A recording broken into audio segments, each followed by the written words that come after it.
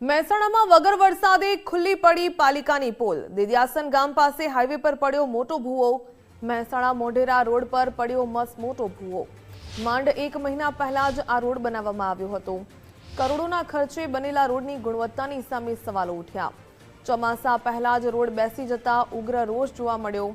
નવા બનેલા હાઈવેની કામગીરીની સામે સવાલ ઉઠ્યા।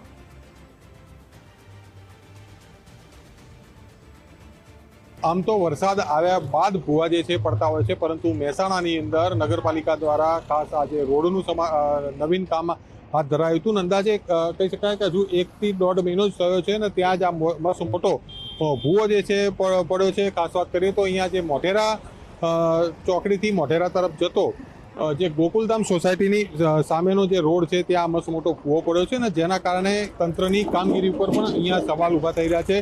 આપણી સાથે સ્થાનિક જનની સાથે વાત કરીશું। કાકા, શું કહેશો? વરસાદ આવે અને ભૂવા પડતા હોય છે અને આ પહેલા વરસાદ આવ્યો નહીં, થોડો કે વરસાદ થયો નથી અને આટલા બધા ભૂવા પડી ગયા છે।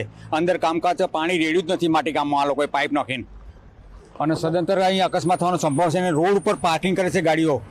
અન્વિતા આગળથી બધી લાઈન થઈ જાય છે આ ગોકુળધામ સોસાયટી સુધી રોડ ઉપર।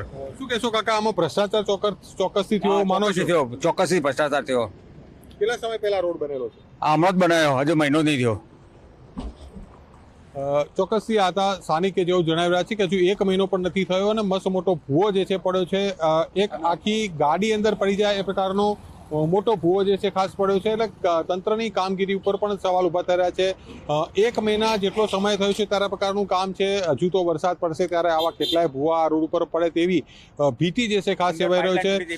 અંદર પાણીની પાઇપલાઇન પણ તૂટી છે અને ક્યાંક થોડી શું કે અંદર પાઇપલાઇન સુધી તૂટી જાય સોસાયટીની, તો પબ્લિક તરસે મરશે ને કોણ જવાબદાર? અને ગેસની સ્મેલ પણ આવે અંદર। તો ગેસની અમારી તો રેગ્યુલર કામ ઝડપીને સારું કામ થાય એવી અમારી માગ છે।